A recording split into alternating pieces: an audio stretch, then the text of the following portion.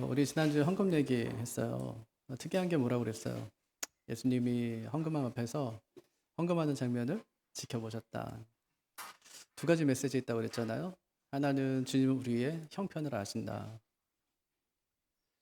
그러니까 부자는 많이 내고 가난한 사람은 적게 내요. 왜 그래요? 형편 때문에. 네, 형편대로 하는 거예요. 그러니까 무리하지 말고 또 마음에 막 감동이 온다고 억지로 하지 말고 형편대로. 주님 우리 형편을 아시니까. 또 하나 있다고 그랬잖아요. 주님의 계산 방식은 다르다.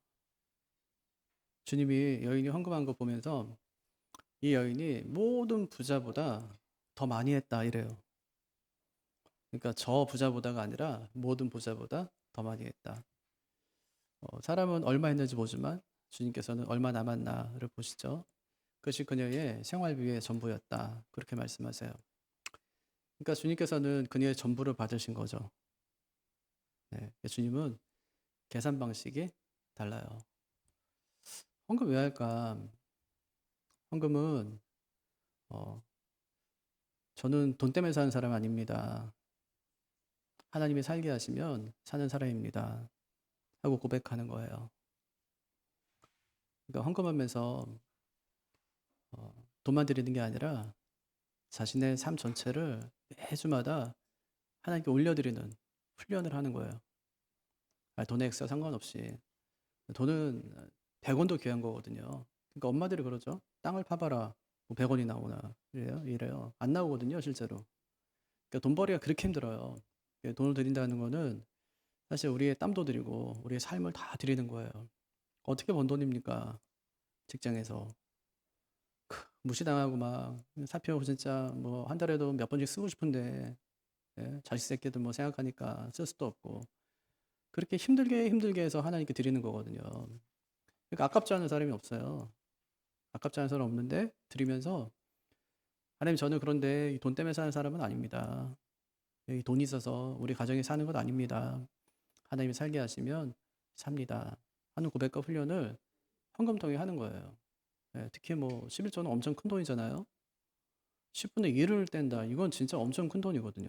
그 10분의 1이면 아이들 학원을 더 보낼 수 있어요. 하나 더 보내고 두 개 더 보낼 수 있어요. 그런데 그 돈을 떼요.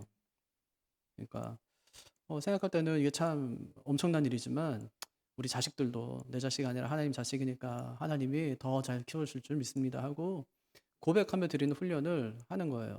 이렇게 하면 이게 평균케 되는 원리. 많이 번 사람은 많이 하고 적게 번 사람은 적게 해서 평균케 하는 거예요. 실제로 사도행전에 보면 바나바라는 사람이 있는데 자기의 전 재산을 다 사도들 발 앞에 갖다 놔요. 교회 앞에 헌금한 거예요. 그 왜 헌금했냐? 같이 쓰자는 거예요. 그래서 이 돈 가지고 교회 안에 가난한 사람이 없게 하자. 예. 평균케 되는 거죠. 이게 이제 하나님 나라의 원리예요. 어, 또 사렙다 과부 얘기도 있어요. 구약에. 그냥 이제 한 대 먹고 자식하고 한 대 먹고 이제 죽으려고 그래요. 근데 엘리야가 가서 그거 달래요. 그러니까 그걸 또 드려요. 자기가 진짜 한 대 먹고 할 그걸 딱 드리니까 하나님께 올려드리니까 하나님께서 그의 삶을 책임지시는데 떡 반죽 그릇에 밀가루가 떨어지지 않고 기름병에 기름이 마르지 않아요. 예수님이 누가복음 4장에서 그 사건을 해석하시면서 뭐라고 하냐면 그 사렙다 가부가 그녀의 믿음이 나를 불러들였대요. 그러니까 이 땅에는 정말 많은 과부들이 있는데 하나님은 찾아가게 한 과부가 있다는 거예요. 그 과부가 사렙다 과부였어요. 그녀의 믿음이 나를 그녀에게로 불러들였대요. 그러니까 그녀의 믿음은 어떤 믿음이죠? 예, 저 오늘 요거 하나 먹고 죽어야 되지만 제 생명이 하나님께 달려 있습니다. 제 생활비가 요 두렙돈밖에 없는데 2천 원밖에 없는데 요거 제가 주님께 드립니다. 저 요거 없어도요. 하나님이 살게 하시면 사는 거고 죽게 하시면 죽는 겁니다. 하는 믿음이 그녀들에게 있었던 거예요. 당시 정말 가장 가난하고 보잘것없고 사람들에게 멸시받고 천대받던 그 과부들. 특히 가난한 과부 이렇게 얘기하잖아요. 둘 다 가난한 과부인데 그녀의 믿음이 주님을 보게 하고 하나님은 불러드려요. 그러니까 우리는 액수에 상관없이 정말 중요한 것은 내 삶 전체를 하나님께 봉헌해 드리는 거예요. 네, 삶 전체를. 내 삶 전체가 하나님 손에 있습니다 하고 봉헌해 드리는 것. 이런 훈련을 하는 것이 헌금이에요. 네, 이런 얘기 좀 했고요. 오늘은 유다 얘기예요. 유다는 나쁜 놈이에요, 좋은 놈이에요? 진짜 나쁜 놈이에요? 아니면 진짜 조금 나쁜 놈이에요? 유다가 만약에 그 일 안 했으면 유다는 좋은 놈이네요, 그죠? 예수님이 안 죽었을 테니까. 유다를 보는 사람들의 두 가지 시선이 있어요. 그래도 그놈 덕분에 예수님이 돌아가시고 우리가 구원받았으니까 그래도 뭐 그는 안 됐지만 나를 위해서는 잘한 거다. 이렇게 생각한 사람이 하나 있고요. 그건 죽일 놈이다. 이 배신자.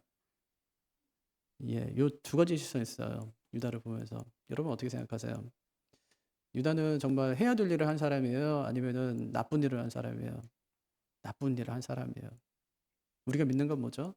유다의 배신이 아니었어도 하나님의 구속 역사는 진행되고 이루어질 수 있다는 거예요. 유다가 했기 때문에 우리가 구원받은 것이 아니에요. 우리가 구원받은 것은 유다의 배신 때문이 아니에요. 예수님의 피 때문에 우리가 구원을 받았어요. 근데 사람들은 이제 유다를 가리켜서 뭐 이런저런 이야기들을 많이 하고 있죠. 그래서 오늘은 이 말부터 한번 시작해 볼게요. 유다가 왜 예수님을 배반했을까? 예, 예수님을 유다가 왜 배반했을까? 오늘 말씀 내용이 이렇습니다. 6월절이라 하는 무교절이 다가왔어요. 6월절 다음 날이 무교절의 시작이에요. 오늘이 6월절이면 내일부터 한 주간은 무교절의 시작이에요. 대제사장들과 여기 보니까 서기관들이 예수님을 어떻게 죽일지 궁리하였다 그렇게 얘기하죠. 왜 궁리했을까요? 그냥 죽이면 되지. 백성들이 무서워서. 그만큼 예수님이 영향력이 있었던 거예요. 죽일 명분을 찾습니다. 그때 사탄이 예수님의 제자 중에 하나인 가룟 유다에게 들어가요. 가룟 유다가 대제사장 찾아가죠. 성전 경비대장들 찾아갑니다. 예수님을 넘겨줄 방법을 의논해요. 그들이 아주 좋아했어요. 왜냐하면 가룟 유다가 아마 좋은 보관을 가지고 찾아갔던 것 같아요. 이렇게 하면 됩니다. 그럼 제가 이렇게 할게요 하고요. 그랬더니 은 30을 그에게 주어요. 근데 그 돈이 어떤 돈일까요? 앞에서 말한 가난한 과부가 헌금했던 돈이에요. 그중 일부죠. 유다가 돈을 받기로 하고 예수님을 무리가 없을 때 넘겨줄 기회를 찾았다. 요거예요, 요거. 예, 예, 요거예요. 어떤 사람은 사탄에게 쓰임받는 사람이 있어요. 어떤 사람은 하나님께 쓰임받는 사람도 있죠. 근데 사탄에게 쓰임받는 사람은 사탄이 다 쓰면 버려요. 네. 하나님은 쓰고 나서 버리는 게 아니라 하나님은 복 줘요. 그게 역대하 15장 7절에 나타나는데 그런즉 너희는 강하게 하라. 손이 약하여 약하지 않게 하라. 너희 행위에는 상급이 있음이니라. 그렇게 말하거든요. 손을 강하게 해라. 강하게 하라. 손이 약하지 않게 해라. 너희 행위에는 상급이 있다. 이거는 오데세 아들 아사랴가 아사 왕에게 가서 하나님께 충실해서 계속해서 하나님의 축복을 누리십시오 하고 한 말의 일부예요. 하나님께 충실해서 하나님의 주신 복을 누리십시오. 예.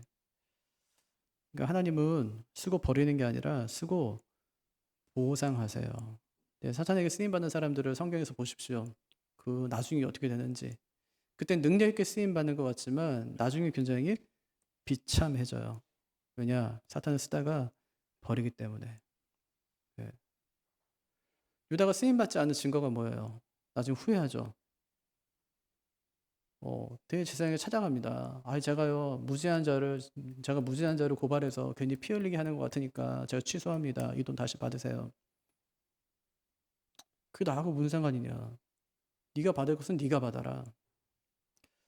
그 말에 엄청난 이제 상처를 받고 후회가 되어서 밖에 나가가지고 스스로 목숨을 끊어요. 네.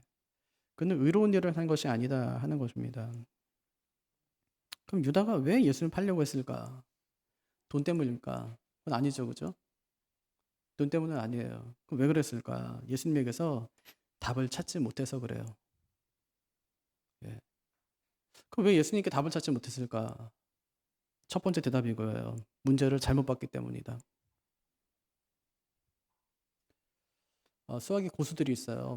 수학의 고수들이 공통적으로 강조하는 게 있는데 문제를 잘 읽어라 이거예요. 애들이 수학 풀다가 엄마한테 가져와요. 엄마 이거 진짜 뭐 모르겠다고 그래요. 그럼 엄마들이 뭐라 그래요? 문제를 잘 읽어봐라 그래요. 문제를 잘 읽어봐라. 이미 문제를 여러 번 읽었다는 거예요. 그래 또 그래요. 그래도 한 번 더 읽어보라고. 그러면 짜증내면서 막 읽다가 답을 찾아요. 그동안 문제를 잘못 본 거죠. 문제를 잘못 보면 틀린 답을 쓰게 되어 있습니다. 가려다가 예수님을 봤어요. 예수님 보니까 희망이 보여요. 왜냐하면 그는 열심당원이거든요. 열심당은 해방자 메시아를 기다렸던 사람들입니다. 이스라엘의 독립을 위해서 투쟁하던 사람들이에요. 예수님이 돌아가시고 한 30년쯤 있다가 AD 66년에 제1차 유대전쟁을 일으켜요. 그리고 한 60년쯤 또 있다가 2차 유대전쟁을 또 일으켜요. 근데 전쟁 일으켜서 나중에 어떻게 됐냐. 거의 110만 명이 죽습니다. 유대인들. 한 10만 명 정도는 포로로 끌려가요. 성전은 그때 완전 회파당해요. 로마에. 디토 장군에 의해서. 완전 회파당해요. 그렇게 이제 회파당하고 난 다음에 다 끌려가고 포로로 가고 완전히 이스라엘은 그냥 무너져 버렸는데 로마는 계속해서 압박합니다. 이스라엘이 보통 이제 그렇게 멸망한다고 해서 그냥 가만히 있는 민족은 아니거든요. 엄청나게 막 압제하고 막 폭압을 가하고 그래요. 유대인들은 더 많은 세금을 막 거두고 그렇습니다. 그런데도요, 그 안에서 다시 자기 본토에 대한 회복, 그런 것도 이루어야 된다고 정하는 세력들이 있었어요. 여전히 남은 사람들. 그 사람들이 열심당원이에요. 60년 동안 열심히 준비했다가 2차 전쟁 일으켜요. 그땐 또 어떻게 됐을까요? 반란 일으킨 사람들 다 죽습니다. 예, 모든 재산 다 빼앗겨요. 이놈들 이제 완전히 씨를 갖다 말리려면 어떻게 되냐면 이제 교육을 바꿔야 돼요. 일본 사람들이 와서 이제 한 게 뭐 여러 다른 일들이 있지만 교육을 바꾸는 거잖아요. 교육을 바꿔요. 로마식으로. 너희식으로 교육하지 말라는 거예요. 로마식으로 할 테니까. 예. 그런 사람들이에요. 그럼 포기했을까? 아니요. 제3차 유대전쟁이 또 일어나죠. 예. 계속해서 전쟁을 일으키는 거예요. 왜냐하면 회복을 위해서. 예. 정치적인 회복. 국가를 회복하기 위해서. 유다가 바로 그 열심당원 중에 한 사람이었다는 말입니다. 예. 그가 예수님을 따를 때는 뭘 기대했을까요? 저런 분이라면 우리를 로마로부터 해방시켜 줄 수 있을 것이다. 그가 본 예수님 어떤 분이었을까요? 첫 번째가 가난한 자, 병든 자의 편이었어요. 예수님이 백부장의 종을 살려주죠? 백부장의 종. 백부장은 로마인, 종은 유대인. 종이 아프면 버리면 그만이에요. 아픈 종을 살리는 비용보다 종을 새로 사는 것이 훨씬 더 싸요. 근데 예수님은 생명을 귀하게 여기세요. 그걸 본 거예요. 가난한 자, 병든 자의 편이구나. 우리 편인 거죠. 두 번째는 기득권과 싸우는 투사였습니다. 그러니까 예수님께서 늘 비판하시고 예수님께서 매일 혼내는 사람들이 있었어요. 부자들, 종교인들, 기득권자들. 심지어 부자는 그 당시에는 하나님의 축복이다 이렇게 여겼는데 주님께서 말씀하기를 부자는 하나님 나라 들어가기가 낙타가 바늘귀로 들어가는 것보다 어렵다 이렇게 말씀하세요. 바리새인들은 자기들의 종교적인 그 자존심, 그 자만심으로 가득했었는데 주님께서 이 독사의 자식들아 이러면서 그들을 책망하십니다. 또 부자 청년에게는 가난한 자들에게 네 전 재산 다 줄 것을 말씀하세요. 기득권자들과 싸우는 투사. 그의 눈에는 예수님은 영웅처럼 보인 거예요. 세 번째는 엄청난 능력 있는 분이에요. 3년 동안 따라다니면서 예수님의 기적을 보았는데 수많은 기적들을 베푸세요. 예, 물로 포도주를 만들고요. 왕의 신하의 아들을 고치고 나병 환자, 중풍병자 고치고 오병이어 기적을 베푸실 때는 마치 하나님께서 애굽에서 이스라엘 백성들을 가나안으로 이끄시는 것처럼 그 예수님께서 우리를 로마의 압제로부터 해방시켜 줄 줄로 생각이 되었어요. 그러고 난 다음에 곧바로 예수님께서 바다 위로 걸으시는 거예요. 어마어마하죠. 유월절에 가까이 왔을 때는 죽은 나사로를 살려내세요. 엄청난 기적을 맛본 거예요. 그리고 예수님께서 예루살렘에 이제 입성하시는데 모든 사람들이 자기의 겉옷을 벗어서 예수님 발아를 깔고 우리의 왕이요, 유대인의 왕이요, 그래요. 우리를 구원하소서. 예수님께 성전에 들어가셔가지고 성전 상을 뒤엎으시면서 예수님께서 너희가 기도하는 집을 장사꾼의 집으로 만들었다. 너희가 강도의 소굴로 만들었다. 그렇게 말씀하세요. 그러니까 가룟유다 생각에 딱 예수님께서 이제 그 순간에 딱 한 번 하나만 외치시면 되는 거예요. 내가 유대인의 왕이다. 내가 성전의 주인이다. 끝나는 거예요. 그럼 모든 것이. 그러실 줄 알았어요. 예수님께서. 근데 예수님께서는 왕이라고 하지 않고 제자들의 발을 씻기면서 나는 종이다. 그렇게 말씀하세요. 로마를 큰 능력으로 멸망시키고 하나님 나라를 세울 줄 알았는데 오히려 가장 극악무도한 죄인에 달리는 십자가에 자신이 달릴 것을 말씀하세요. 이 말을 들은 가룟유다의 마음이 어땠을까요? 왕이라고 믿고 따랐는데 죄인이 되어서 십자가에 달려 죽겠대요. 마지막에 와서 진짜 힘센 왕의 모습이 아니라 세상을 다 잃은 듯한 종의 모습으로 변해 있었습니다. 그는 그 충격을 받고 마음을 돌려요. 아, 그는 메시아가 아니다. 왜 이런 생각을 하게 됐을까요? 예수님을 잘못 보았기 때문이에요. 아마 예수님은 이런 메시아일 거라고 생각하고 믿고 따랐는데 지금 와서 보니까 예수님은 그런 메시아가 아니었어요. 번지수를 잘못 짚은 거죠.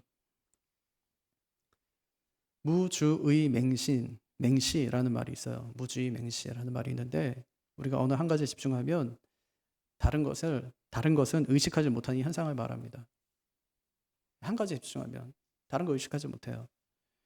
우리 뇌에는 집중할 때 주의를 분산시키지 않으려는 그런 특성이 있답니다. 주의력에는 한계가 있다는 말이죠.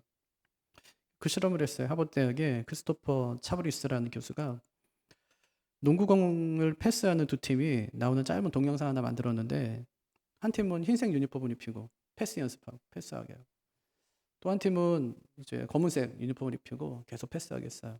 학생들 수천 명을 모아놓고 흰색 옷을 입고 유니폼을 입고 패스하는 사람들의 그 패스하는 숫자를 갖다 세라 그랬어요. 그리고 중간에 고릴라 복장을 한 한 학생을 코트 안으로 보냈어요. 그리고 거기서 막 돌아다니게 하고 또 가슴을 좀 치게 하고 9초 동안이나. 그 시간이 끝났어요. 그래서 패스 몇 번 했니? 물었어요. 그 몇 번 했다. 고릴라 본 사람 거의 대부분의 학생이 고릴라 못 봤어요. 9초 동안이나 고릴라가 지나다니고 돌아다녔는데 어떤 학생들은 고릴라 없었으니까 우기지 말라고 하는 학생들도 있었답니다. 네.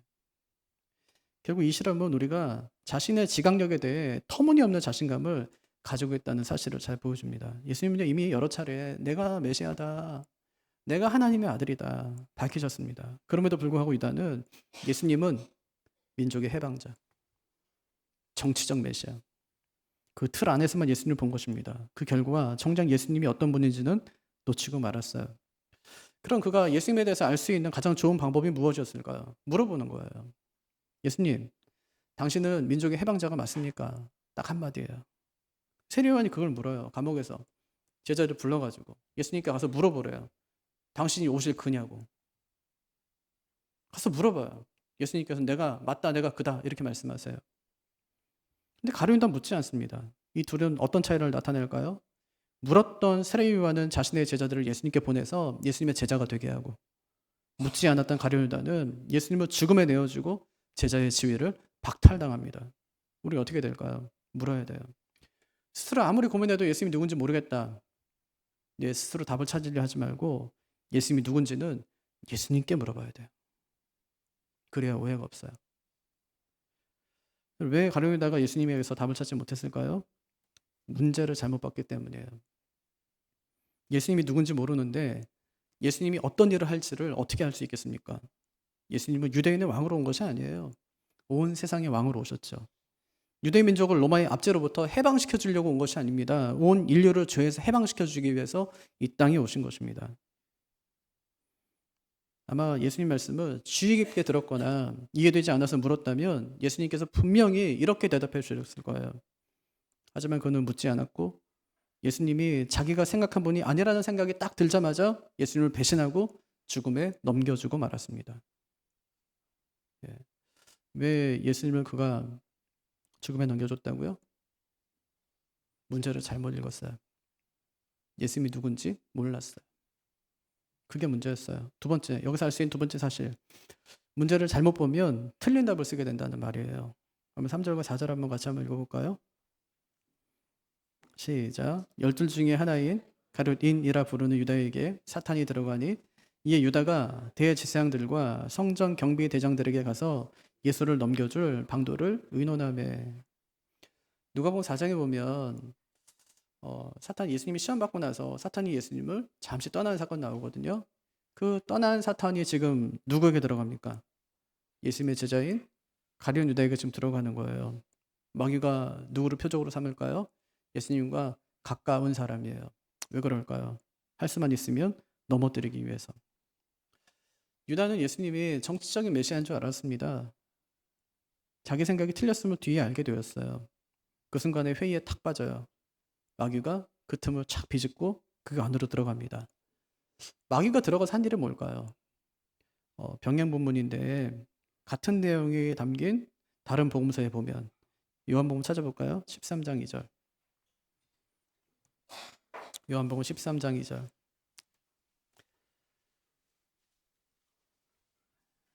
예, 거기도 좀 접어 놓으세요. 좀 이따 한 군데 더 볼게요. 자, 같이 한번 읽어볼까요? 시작. 마귀가 벌써 시몬의 아들 가룟 유다의 마음에 예수를 팔려는 생각을 넣었더라. 뭘 넣었다는 거예요? 생각을 넣었대요. 그러니까 마귀가 마음에 들어와서 하는 일이 뭐냐? 생각을 넣는 일이다. 어떤 생각이요? 예수를 팔아야 되겠다. 예. 그러면 생각이 왜 위험할까요? 방법을 찾게 하기 때문이에요. 방법. 사탄은 생각을 넣어주어요. 방법은 누가 찾아요? 유다가 찾아요. 그럼 죄는 누가 지은 거예요? 마귀가 생각을 넣어줬으니까 마귀가 지은 거예요? 그렇지 않아요. 방법을 찾고 실행에 옮긴 유다의 책임인 거죠. 그래서 악한 생각이 들 때마다 해야 되는 것이 뭐예요? 기도예요. 그래서 우리가 기도하면 어떻게 하시겠대요? 너희 마음과 생각을 지키시리라. 예. 그래서 기도하라는 거예요. 마귀는 자꾸만 우리의 생각에 자꾸만 죄를 지을 그 생각을 자꾸만 불어넣어줘요. 우리 마음과 생각을 지키는 비결이 뭐냐? 기도하는 거예요. 사탄은 자꾸 생각을 확장시켜 갑니다. 하와에게 찾아가죠? 이렇게 물어요. 동산 모든 나무의 열매는 먹지 말라고 하셨냐? 이게 하와가 대답해요. 다 먹을 수 있지만 선악과는 만지도 말고 먹지도 말라고 하셨다. 그러니까 사탄이 말해요. 너희가 결코 죽지 않는다. 그러면서요. 그것을 먹는 날에는 너희 눈이 밝아져 하나님과 같이 된다. 하나님과 같이 된다. 사탄이 하와에게 생각을 불어줍니다. 그러니까 하와가 그 말 딱 듣자마자 생각하게 됐어요. 그 말 딱 듣자마자 진짜야? 하면서 탁 따먹은 게 아니에요. 그 말을 듣고 선악을 알게 하는 나무를 봐요. 그 나무의 실과를 봐요. 그 나무를 본 결과가 뭐냐면 자기가 동산의 주인이 될 수 있을 것 같았어요. 아, 그렇구나. 그리고 한 일이 열매를 먹어요. 결국 생각이 행동으로 이어졌고 죄를 짓고 말았다는 말입니다. 여러분 이게 뭘 말해줄까요? 문제를 잘못 보면 틀린 답을 쓰게 된다는 거예요. 사탄의 질문이 되게 악의적이거든요. 마치 하나님을 악하고 비열하고 자기 자리나 지키는 그런 분처럼 묘사하는 겁니다. 하와가 질문의 의도를 파악하지 못하자 잘못된 대답을 내놓아요. 그러니까 결국 문제를 잘못 보면 틀린 답을 하게 돼 있고 틀린 답의 결과는 잘못된 행동으로 이어진다는 것을 잘 보여주는 거죠. 여자가 그 열매를 따먹고 자기와 함께 있는 남편에게도 주매 그도 먹은지라. 잘못된 행동을 하게 되죠. 유다의 행동은 어떻습니까? 4절을 같이 한번 볼까요? 오늘 읽은 말씀 4절. 시작. 이에 유다가 대제사장들과 성전 경비대장들에게 가서 예수를 넘겨줄 방도를 의논하매. 우리가 이런 오리에 빠지지 않으려면 어떻게 해야 될까요? 주님께서는 그 앞에 장 21장 36절에 보면 항상 기도하며 깨어 있으라 이렇게 말씀하세요. 베드로전서 5장 8절에는 근신하라 깨어라 너희 대적 마귀가 우는 사자같이 두루다니며 삼킬 자를 찾는다고 말씀합니다. 예, 그러니까 우리가 문제를 잘못 읽으면 항상 틀린 답을 쓰게 돼 있어요. 예수님이 누군지 모르면 항상 우리의 삶이 우리 행동이 우리의 삶의 결과가 믿음의 행동이 잘못된 것으로 나타날 수 있다는 거예요. 그걸 잘 보여주는 거죠. 이게 두 번째. 근데 오늘 말씀에 한 가지 또 놀라운 사실이 있는데 주님이 틀린 답에 자신을 맡기신다는 거예요. 이게 놀라워요. 주님 분명히 그것이 틀린 답인 줄 아는데 그 틀린 답에 자신을 맡기세요. 사실 오늘 말씀의 핵심은 가령에다가 예수님을 배신했다가 아니에요. 그래서 결론이 우리도 예수님을 배신하면 안 된다가 아니에요. 더 분명한 핵심은 예수님이 말도 안 되는 배신에 자신을 맡기셨다는 거예요. 왜 그랬을까? 예수님이 죽어서 우리 죄를 용서하고 구원하기 위해서. 이런 답을 할 수 있겠죠? 맞아요. 하지만 더 분명한 대답이 있어요. 예수님이 우리를 사랑하시기 때문에. 그게 아까 읽었던 요한복음 13장에 나오는 말씀이에요. 1절 한번 볼까요? 요한복음 13장 1절.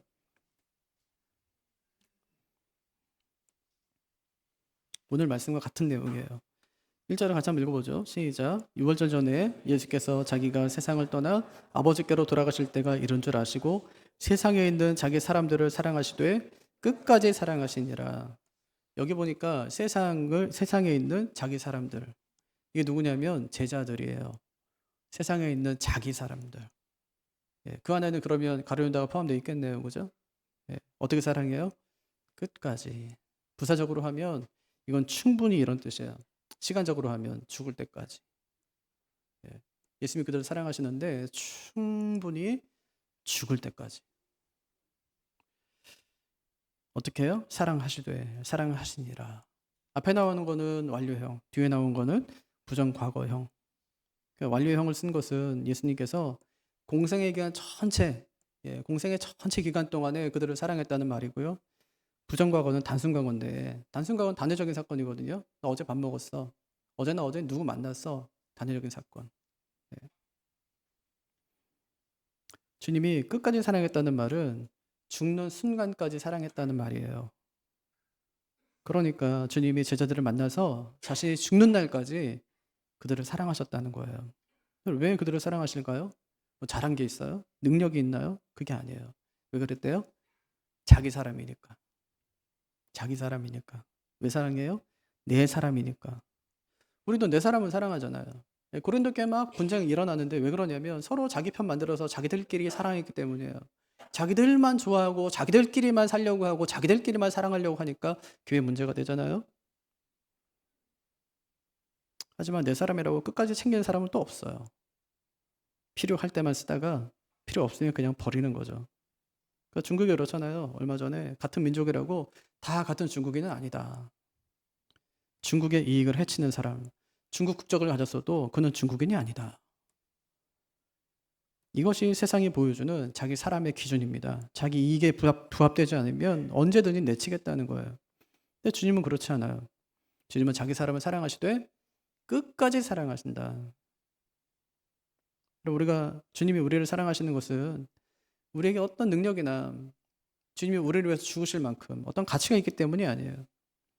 우린 죄인 그 자체입니다. 선한 것이라고는 정말 하나도 없는 사람들이에요. 그래서 우리는 서로 사랑하다가 막 상처받고 막 서로 속이고 버리고 막 그래요. 하나님은 그렇지 않아요. 하나님의 사랑에는 속거나 미치거나 포기하는 게 없습니다. 하나님이 우리 사랑하는 것은 우리가 생각하는 것처럼 어떤 조건이나 이유가 하나도 없다는 말이에요. 하나님은 그저 우리가 자기 사람이기 때문에 우리를 사랑하세요. 어떤 조건이 있는 것이 아니에요. 사랑할 수밖에 없기 때문에 하나님이 사랑하시는 거예요. 이것은 우리가 마치 자식 사랑하는 것과 똑같습니다. 여러분 왜 자식 사랑하세요? 그 이유가 뭐가 있어요? 자식이니까 사랑하지. 무슨 다른 이유가 필요합니까? 자식이니까. 끝인 거예요. 그걸로 끝인 거예요. 마찬가지죠. 주님이 우리를 사랑하는 것도 다른 이유 때문이 아닙니다. 자식이니까 사랑하는 거예요. 내가 그냥 주님 거니까 주님께 사랑하시는 것이죠. 이것이 주님이 틀린 답에 자신을 맡기신 이유입니다. 맥스 루케이도가 예수가 선택한 십자가라는 책에서 가시관에 담긴 하나님의 약속에 대해 이렇게 말합니다. 가시 면류관을 주신 주님이 우리에게 이렇게 말씀하세요. 나는 너처럼 될 만큼 너를 사랑했다. 얼마큼 사랑하시냐고요? 나처럼 될 만큼 사랑하세요. 그게 예수님의 사랑이에요. 주님은 끝까지 사랑하십니다. 예전에도 사랑하셨고 지금도 사랑하시고 앞으로도 사랑하실 거예요. 그 사랑을 온몸 가득히 새기고 어려움 중에도 낙심하지 말고 주님과 진짜 손잡고 매일을 힘차게 사랑하는 분들이 되시기를 바랍니다. 말씀을 정리하겠습니다. 그럼 왜 유다가 예수님 팔려고 했을까요? 첫째, 그가 문제를 잘못 봤기 때문이다. 문제를 잘못 보고 답을 썼어요. 그게 맞는 줄 알고 착각하며 살아가는 거예요. 예수님을 잘못 보았어요. 정치적인 메시아인 줄 알았어요. 유대민족을 해방시킬 혁명한 줄 알았습니다. 하지만 그가 그런 분이 아니라는 사실을 깨닫게 되자 그는 그동안 자신이 세운 모든 계획이 완전히 무너져 버림을 경험합니다. 그가 3년 반이라는 긴 시간 동안에 단 한 번이라도 주님 당신은 누구십니까? 라고 물었다면 그는 예수님에 대해 오해에서 벗어나서 참 믿음을 가진 사람이 되었을 겁니다. 하지만 그는 묻지 않았고 결국 문제를 틀리게 보고 문제를 푼 학생처럼 엉뚱한 답을 쓰고 말았습니다. 예수님이 누구신지 모르면 질문하세요. 질문하지 않으면 내가 만든 하나님을 믿게 돼요. 유다는 자기가 잘못 믿어놓고 주님을 원망합니다. 문제를 잘못 읽었기 때문이에요. 두 번째, 문제를 잘못 보면 틀린 답을 쓰게 됩니다. 보통 우리가 어떤 문제를 틀리게 되면 오답 노트를 쓰죠. 다음에 안 틀리겠다는 거예요. 하지만 유다는 문제 자체를 없애버리려고 그래요. 자기 실수로 틀린 문제를 악한 문제로 취급하면서 사장시켜버리려고 합니다. 그런 생각이 들자 곧바로 사탄이 그 마음에 들어와서 예수님을 팔려는 생각을 넣습니다. 여러분, 문제를 틀리게 볼 수 있어요. 그때 해야 되는 것은 문제를 다시 보고 다시 답을 쓰는 것이지 문제를 없애버리는 것이 아니에요. 그건 해결 방법이 아닙니다. 예수님이 어떤 분이십니까? 정치적인 메시아가 아니라 인류의 구원자십니다. 이 땅의 왕이 아니라 우주의 왕이시고 유대를 구원하실 분이 아니라 세상을 구원하실 분입니다. 문제를 바르게 봐야 답을 바르게 쓸 수 있어요. 마지막 세 번째는 예수님이 유다의 틀린 답에 자신을 맡기십니다. 오늘 말씀 핵심은 뭐라고 그랬어요? 유다가 예수님을 배신했다가 아니에요. 예수님이 말도 안 되는 배신에 자신을 맡기셨다는 거예요. 왜냐하면 우리를 사랑하기 때문에. 얼마큼 사랑하세요? 맥스 루케이도의 말처럼 너처럼 될 만큼 내가 너를 사랑한다. 그렇게 말씀하세요. 유다는 그것을 깨닫지 못합니다. 주님께서 여러 차례 회개할 기회를 주셨지만 그는 회개하지 않고 후회하고 그 결과 스스로 자기의 목숨을 끊고 맙니다. 그에 대한 주님의 평가가 참 뼈아프죠. 그 사람은 차라리 나지 아니하였더라면 자기에게 좋을 뻔하였느니라. 유다의 모습을 통해 주님을 더 깊이 배워가는 우리가 되기를 바랍니다. 자리에서 일어나셔서 우리